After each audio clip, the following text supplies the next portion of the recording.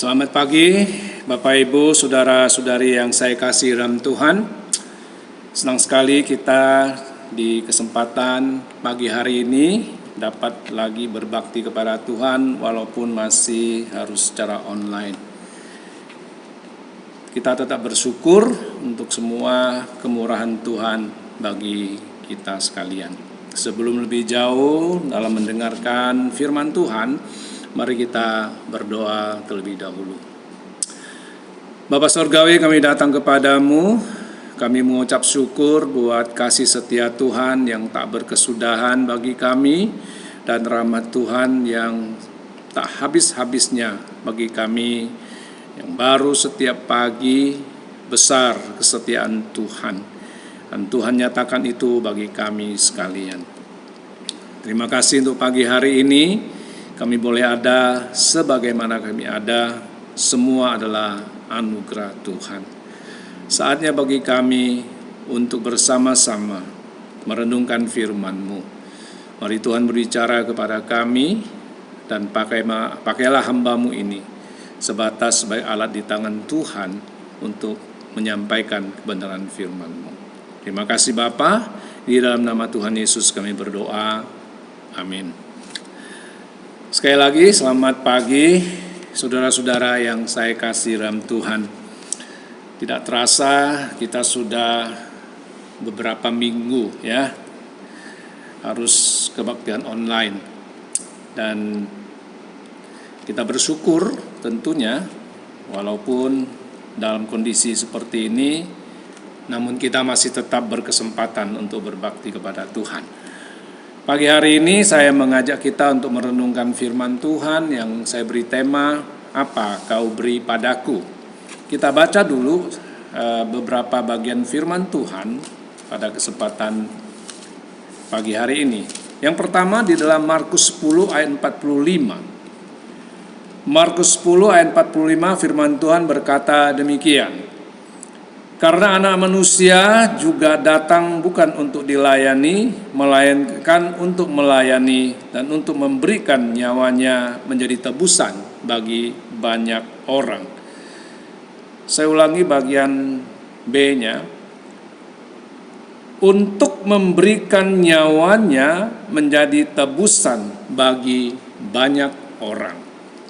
Kemudian di dalam Injil Yohanes pasal yang ke-10, Injil Yohanes pasal 10 ayat 11, firman Tuhan berkata demikian.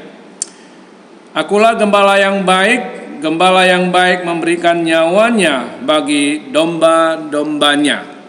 Kemudian di ayat 15, sama seperti Bapa mengenal aku dan aku mengenal Bapa, dan aku memberikan nyawaku bagi domba-dombaku. Kemudian di pasal 15 ayat 13, firman Tuhan berkata, tidak ada kasih yang lebih besar daripada kasih seorang yang memberikan nyawanya untuk sahabat-sahabatnya. Saudara yang kekasih, demikian beberapa ayat yang kita telah bacakan bersama, dan ini yang menjadi dasar dari perenungan kita pada pagi hari ini. Nah, saudara-saudara yang saya kasih dalam Tuhan, tema apa kau beri padaku yang sebentar akan kita renungkan.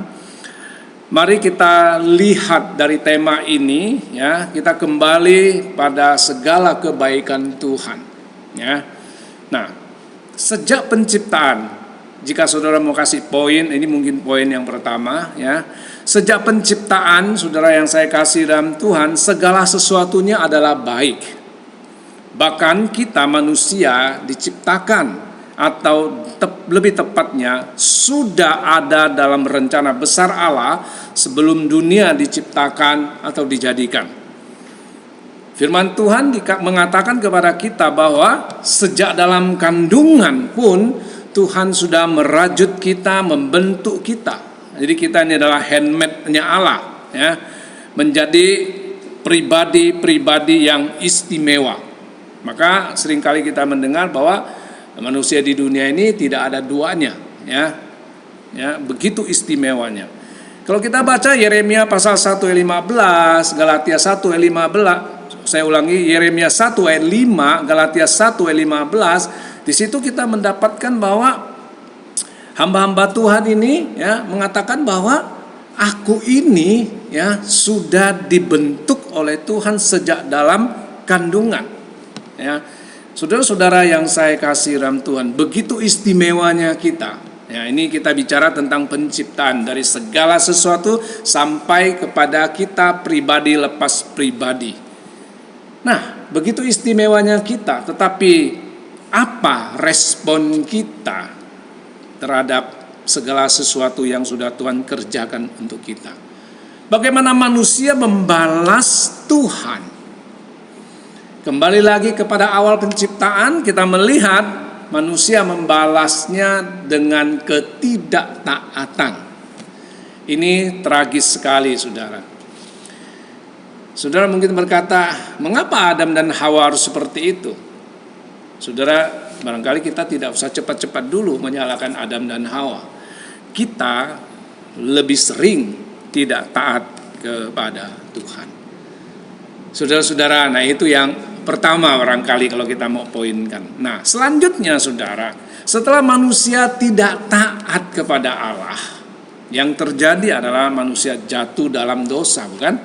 Atau dengan kata lain, manusia jatuh dalam dosa karena ketidaktaatan manusia kepada Allah. Dan saudara tahu konsekuensi dari itu. Manusia pasti berakhir di neraka, mengalami kebinasaan kekal.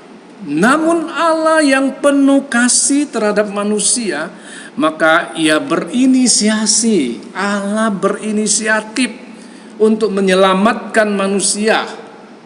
Saudara yang saya kasih, itu hati Allah. Ya. Waktu Allah melihat manusia yang jatuh dalam dosa, Allah yang Maha Tahu sangat mengerti bahwa manusia akan berakhir di neraka, mengalami kebinasaan kekal, dan Allah berupaya, berinisiasi untuk menyelamatkan manusia dengan janji penyelamatannya. Yang paling awal itu ada dicatat di Kejadian pasal 3 ayat 15. Saudara bisa baca ayat ini ya.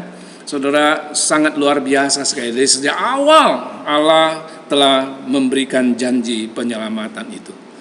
Dan Allah tahu pada saat Allah memberikan janji penyelamatan, Allah harus membayar dengan harga yang sangat mahal. Satu harga yang tak ternilai. Saudara-saudara yang saya kasih dalam Tuhan, itu sebabnya Petrus berkata, bukan dengan emas, bukan dengan perak kita ditebus. Ya, Allah bayar dengan harga yang sangat mahal. Ini yang kedua, saudara. Dan selanjutnya, ini yang ketiga, saudara. Ya. Nah, sejak itu, saudara, waktu kita berkata Allah harus membayar harga yang mahal untuk menyelamatkan manusia, lalu Allah datang dalam pribadi Yesus Kristus menjadi manusia melalui kelahirannya. Saudara bayangkan, kelahiran Yesus Kristus di dunia. Itu berarti dia harus tinggalkan segala kemuliaan sorga, segala kehormatan dia tinggalkan. Dia datang ke dunia yang fana. Ya tidak dihargai, ya ditolak, ya dibenci, ya difitnah, diludah, dipukul, dianiaya, dicambuk, disiksa. Di luar batas kemanusiaan. Saudara-saudara yang saya kasih dalam Tuhan, Rasul Paulus menuliskan bagian ini di dalam Filipi pasal yang kedua ayat 5 sampai 8. Ada baiknya saya bacakan buat saudara supaya kita lebih paham. Di dalam Filipi pasal 2 ayat 5 sampai 8 firman Tuhan berkata, hendaklah kamu dalam hidupmu bersama menaruh pikiran dan perasaan yang terdapat juga dalam Kristus Yesus, yang walaupun dalam rupa Allah tidak menganggap kesetaraan dengan Allah itu sebagai milik yang harus dipertahankan, melainkan telah mengosongkan dirinya sendiri dan mengambil rupa seorang hamba dan menjadi sama dengan manusia, dan dalam keadaan sebagai manusia ia telah merendahkan dirinya dan taat sampai mati, bahkan sampai mati di kayu salib. Saudara-saudara yang saya kasih dalam Tuhan, Yesus lahir, dia mengosongkan diri, dia tinggalkan kemuliaan, tinggalkan kehormatan. Kesetaraannya sebagai Allah tidak dipertahankannya, melainkan dia turun ke dunia yang fana. Dia tidak dihargai, dia ditolak, dibenci, difitnah, diludahi, dipukul, dianiaya, dicambuk, disiksa di luar batas kemanusiaan. Bahkan kepalanya pun dikenakan mahkota duri, sehingga Nabi Yesaya menggambarkannya di dalam Yesaya pasal 52 ayat 13 hingga pasal 53 ayat 12. Saudara yang saya kasihi, dalam bagian ini dikatakan dia digiring, saudara, seperti induk domba yang digiring ke tempat pembantaian. Saudara-saudara yang saya kasih dalam Tuhan, dan apa yang terjadi dengan Tuhan Yesus? Dia digiring naik ke Golgota untuk disalibkan. Saudara, ini sangat mengerikan, sangat menakutkan. Ini adalah konsekuensi logis yang harus dijalani oleh Tuhan Yesus. Harga yang harus dia bayar demi untuk menyelamatkan kita yang dikasihinya.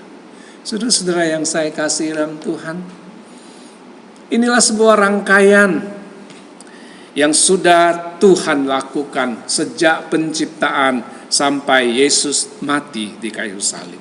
Nah, setelah apa yang ia lakukan untuk kita, bukankah sangat wajar jika ada pernyataan yang disampaikan bagi kita? Ku disengsarakan, atau aku disengsarakan dengan amat keji, agar kau dilepaskan dari celaka pedih.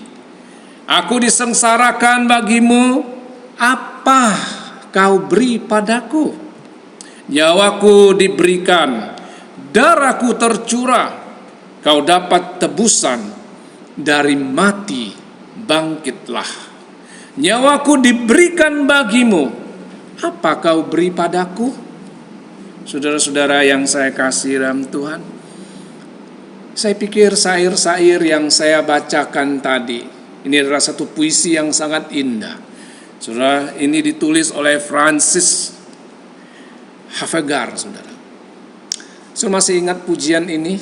Dalam PPK 230, saudara akan menemukan pujian ini. Saudara, Francis Hafegar adalah seorang putri dari William Hafegar. William Hafegar adalah seorang pendeta. Dan Francis Hafegar ini, dia mempersembahkan hidupnya untuk Tuhan. Karena dia merasa terlalu luar biasa Allah sudah berbuat bagi dia. Tuhan Yesus sudah melakukan yang teristimewa bagi dia. Terlalu luar biasa. Nah, itu sebabnya dia mempersembahkan hidupnya untuk Tuhan. Dan dia tuliskan lagu ini, saudara. Awalnya ini adalah sebuah puisi, saudara. Kemudian menjadi sebuah lagu yang sangat luar biasa sekali.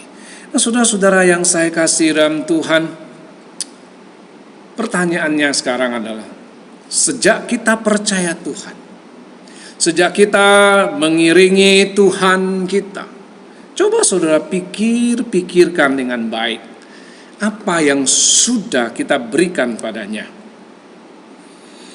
Atau apa yang menurut saudara-saudari yang paling berharga yang telah sudah berikan kepada Tuhan. Bisakah kita mengungkapkan itu kepada Tuhan? Inilah Tuhan, aku sudah berikan kepadamu. Apa kira-kira, saudara?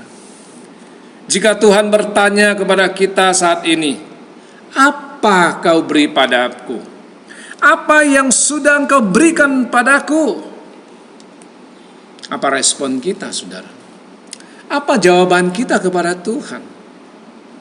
Saudara-saudara yang saya kasih dalam Tuhan, adakah kita berkata, padamu ya Tuhan segalanya kuserahkan, kutinggalkan dunia ini, artinya aku ikut Tuhan saja?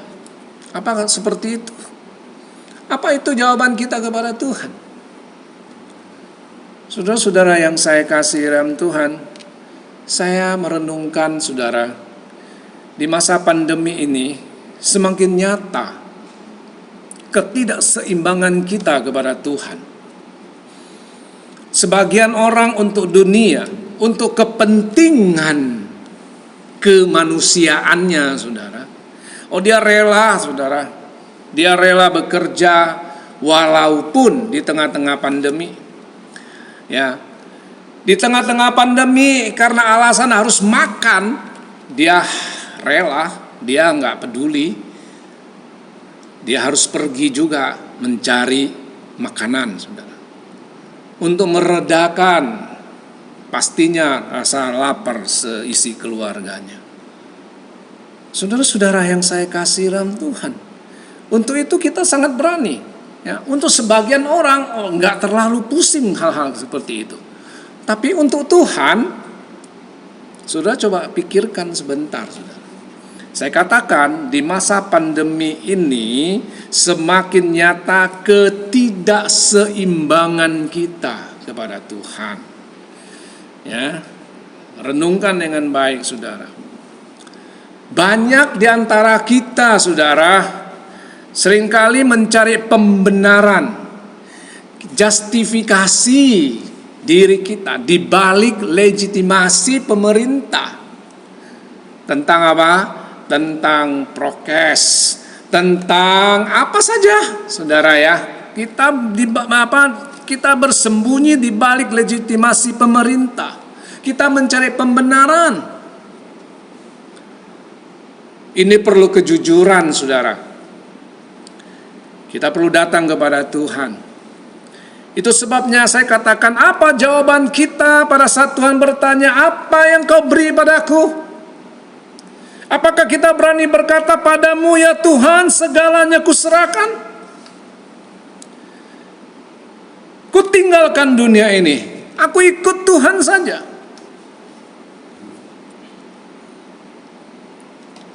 Hidup ada banyak tantangan, saudara. Tapi apakah berani kita menghadapi itu semua? Nah, saudara-saudara yang saya kasih dalam Tuhan, masing-masing kita datang kepada Tuhan. Ya, tidak ada orang yang boleh menghakimi siapapun. Saya tidak sedang menghakimi siapapun. Tapi inilah realita yang saya lihat. Realitas yang terjadi di banyak anak Tuhan, saudara. Mari kita renungkan, mari kita koreksi diri kita. Ada keseimbangan enggak kita sama Tuhan? Sekali lagi, pandemi ini baru awal pandemi salah satunya COVID-19, saudara. Saudara siap-siap nanti ada COVID-20, ada COVID-21, saudara, ya. Entah apa lagi. Dan sampai kapan kita harus begini? Saudara-saudara yang saya kasih dalam Tuhan, mari renungkan dengan baik. Jika Tuhan bertanya kepada kita, apa yang kau beri padaku? Adakah kita berkata, ku persembahkan tubuhku Tuhan sebagai persembahan yang hidup dan yang kudus bagimu? Itu berarti kita menyerahkan seluruh hidup kita kepada Tuhan. Coba pikir sebentar, saudara. Bukankah ayat ini tertulis jelas dalam Roma pasal 12 ayat 1? Paulus menghimbau setiap orang yang mendengarkannya dan juga kepada kita saat ini. Saudara-saudara yang saya kasih dalam Tuhan, apakah kita berani mengatakan, ku persembahkan tubuhku sebagai persembahan yang hidup dan yang kudus? Apakah itu yang kita berikan kepada Tuhan? Sementara kita sudah mendengar sekilas tadi ulasan dari sejak penciptaan sampai karya penebusan Tuhan Yesus di kayu salib bagi kita. Bukan hal yang sederhana. Dan Tuhan telah memberikan yang terbaik, yang paling istimewa bagi kita. Nyawanya Dia berikan kepada kita. Apalagi sih yang lebih berharga daripada nyawa? Saudara-saudara yang saya kasih dalam Tuhan, andai kata Tuhan bertanya kepada kita, apa yang kau beri padaku? Apa jawab kita, saudara? Adakah kita berkata, aku mau mengasihimu Tuhan, mengasihimu dengan segenap hatiku, mengasihimu dengan segenap jiwaku, mengasihimu dengan segenap akal budiku dan dengan segenap kekuatanku, serta mengasihi sesamaku yang Tuhan kasihi. Markus pasal 12 ayat 30 sampai ayat 31. Saudara bisa baca 2 ayat firman Tuhan ini. Tetapi apakah sungguh kita mengatakan itu kepada Tuhan? Dan ini jawaban kita, bahwa aku mau mengasihi Tuhan. Saudara-saudara yang saya kasih, mari saudara kita renungkan hal ini, saudara. Sekali lagi, Tuhan berdiri di hadapan kita masing-masing. Dan dia bertanya, apa yang kau beri padaku? Saudara-saudara yang saya kasih dalam Tuhan, Tuhan Yesus dengan suara yang lembut bertanya kepada setiap kita, bertanya kepada masing-masing kita dengan nama pribadi lepas pribadi, apa yang kau beri padaku? Renungkanlah saudara yang saya kasihi. Saya kembali mengutip nyanyian ini, saudara. Nyanyian yang dikarang oleh Francis Hafegar ini, saudara. Aku disengsarakan dengan amat keji, agar kau dilepaskan dari celaka pedih. Aku disengsarakan bagimu, apa kau beri padaku? Nyawaku diberikan, darahku tercurah. Kau dapat tebusan, dari mati bangkitlah. Nyawaku diberikan bagimu, apa kau beri padaku? Saudara-saudara yang saya kasih dalam Tuhan, sekali lagi, adakah kita berkata, padamu ya Tuhan, segalanya kuserahkan. Kutinggalkan dunia ini. Kupersembahkan tubuhku sebagai persembahan yang hidup dan yang kudus. Aku mau mengasihimu Tuhan dengan segenap hatiku. Aku mau mengasihimu Tuhan dengan segenap jiwaku. Aku mau mengasihimu Tuhan dengan segenap akal budiku dan dengan segenap kekuatanku. Aku juga mau mengasihi sesamaku yang Tuhan kasihi. Saudara-saudara yang kekasih, adakah itu yang kita mau sampaikan kepada Tuhan? Andai kata Tuhan bertanya kepada masing-masing kita. Saudara-saudara yang saya kasihi, sekali lagi mari renungkanlah kehidupan kekristenan kita. Bagaimana kita selama ini di dalam mengikuti langkah-langkah Tuhan. Adakah kita sudah menyenangkan hatinya? Atau kita lebih sering membuat Tuhan sedih? Tuhan menolong kita sekalian. Dan biarlah Tuhan yang memberkati saudara-saudara. Kita tundukkan kepala, kita berdoa.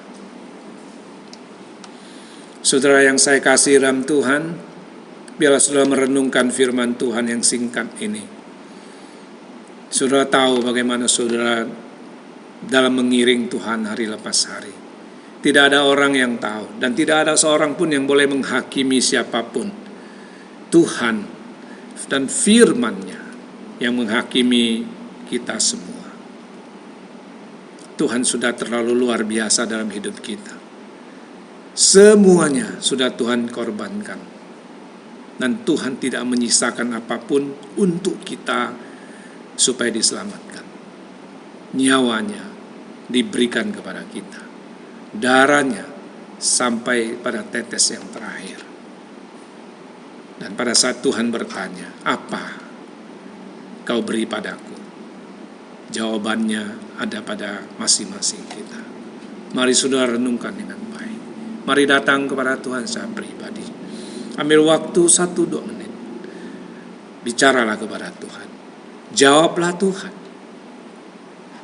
Mari saudara.